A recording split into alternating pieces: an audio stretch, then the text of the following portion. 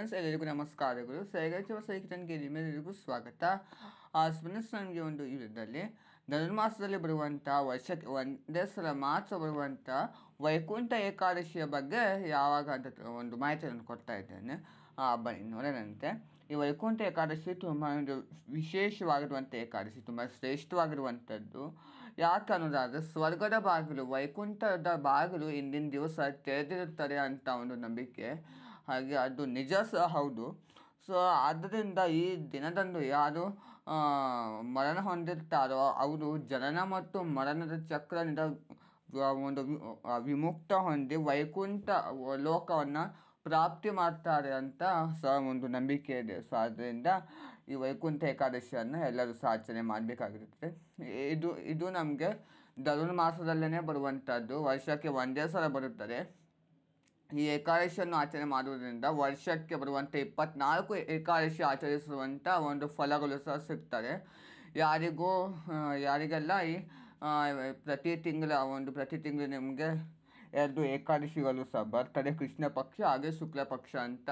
ಯಾರಿಗೂ ಅದು ಆಚರಣೆ ಮಾಡಲು ಆಗಿಲ್ಲ, ಅವರು ಈ ಒಂದು ಏಕಾದಶಿಯನ್ನು ಆಚರಣೆ ಮಾಡೋದ್ರಿಂದ 24 ಏಕಾದಶಿ ಆಚರಿಸಿದಂತೆ ಒಂದು ಪುಣ್ಯ ಫಲ ಸಹ ಸಿಗ್ತದೆ ಅಂತ ಒಂದು ಹೇಳಿಕೆ.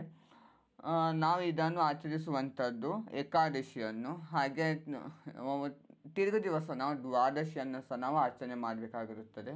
ಅದು ಸಹ ತುಂಬ ಒಳ್ಳೆಯದು. ಏಕಾದಶಿಗೆ ದ್ವಾದಶಿ ನಾವು ಆಚರಣೆ ಮಾಡ್ತೀವಿ. ಈ ಸಲ ನಮಗೆ ಈ ವೈಕುಂಠ ಏಕಾದಶಿ ಇರುವಂಥದ್ದು ಪುಷ್ಯ ಮಾಸದ ಕೃಷ್ಣ ಪಕ್ಷದ ಏಕಾದಶಿ ತಿಥಿ ನಮಗೆ ಪ್ರಾರಂಭವಾಗುವಂಥದ್ದು 9ನೇ ತಾರೀಕು ಗುರುವಾರ ಮಧ್ಯಾಹ್ನ 12:23 ಪ್ರಾರಂಭವಾದರೆ, 10ನೇ ತಾರೀಕು ಶುಕ್ರವಾರ ಬೆಳಗ್ಗೆ 10:20 ಅದು ನಮಗೆ ಮುಕ್ತಾಯಗೊಳ್ಳುತ್ತದೆ.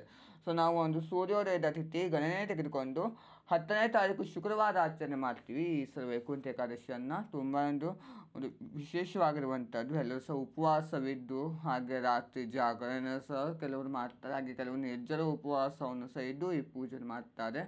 ಎಲ್ಲರೂ ಸಹ ಆಚರಣೆ ಮಾಡಿ ಹಾಗೆ ಈ ಏಕಾದಶಿಯನ್ನು ಆಚರಣೆ ಮಾಡೋದ್ರಿಂದ 24 ಏಕಾದಶಿ ಮಾಡಿದಂತೆ ಸಮ ಅಂತ ಸಹ ಈಗ ನಮಗೆ ತಿಳಿಸ್ಕೊಟ್ಟಿದ್ದೇನೆ. ಉಪವಾಸವಿದ್ದು ನಾವು ಆಚರಣೆ ಮಾಡಬೇಕಾಗಿರುವಂಥದ್ದು ವಿಷ್ಣು ಸಹಸ್ರನಾಮ ಹಾಗೆ ವೆಂಕಟೇಶ್ವರ ಸ್ವಾಮಿ ಒಂದು ನಾಮಾವಳಿ ಎಲ್ಲರನ್ನು ಸಹ ನಾವು ಓದ್ಕೊಂಡು ಏಕಾದಶಿಯನ್ನು ಆಚರಣೆ ಮಾಡಬೇಕಾಗಿರುತ್ತದೆ. ನೋಡಿದ್ರೆ ಫ್ರೆಂಡ್ಸ್, ನನಗೆ ಇವತ್ತಿನ ಈ ಒಂದು ವಿಡಿಯೋದಲ್ಲಿ ವೈಕುಂಠ ಏಕಾದಶಿ ಯಾವಾಗ, ಅದರ ಮಹತ್ವವೇನು ಒಂದು ಸ್ವಲ್ಪ ಮಟ್ಟಿಗೆ ಮಾಹಿತಿಯನ್ನು ಕೊಟ್ಟಿದ್ದೇನೆ. ಮುಂದಿನ ವಿಡಿಯೋದಲ್ಲಿ ಏಕಾದಶಿಯ ಒಂದು ಸಂಪೂರ್ಣವಾದ ಒಂದು ಪೂಜಾ ವಿಧಾನ ಆಗಿರ್ಬೋದು, ಉಪವಾಸ ಮಾಡುವಂಥ ಒಂದು ವಿಧಾನ, ಇನ್ನು ಕೆಲವೊಂದು ಮಾಹಿತಿಯನ್ನು ಸಹ ತಿಳಿಸ್ಕೊಡ್ತಾ ಹೋಗ್ತೀನಿ. ಎಲ್ಲರೂ ಸಹ ಆಚರಣೆ ಮಾಡೋಣಂತೆ, ವೆಂಕಟೇಶ್ವರ ಸ್ವಾಮಿ ಒಂದು ಅನುಗ್ರಹ ಸಹ ಪಡೆಯೋಣಂತೆ. ಇದು ನಿಮಗೆ ಇಷ್ಟವಾದಲ್ಲಿ ಲೈಕ್ ಮಾಡಿ, ಶೇರ್ ಮಾಡಿ, ಕಮೆಂಟ್ ಮಾಡಿ. ಹಾಗೆ ಯಾವುದೇ ಕಾರಣಕ್ಕೂ ಪ್ಲೀಸ್ ಫ್ರೆಂಡ್ಸ್ ನನಗೊಂದು ಸಬ್ಸ್ಕ್ರೈಬ್ ಮಾಡೋದನ್ನು ಮರಿಬೇಡಿ ಫ್ರೆಂಡ್ಸ್. Thank you.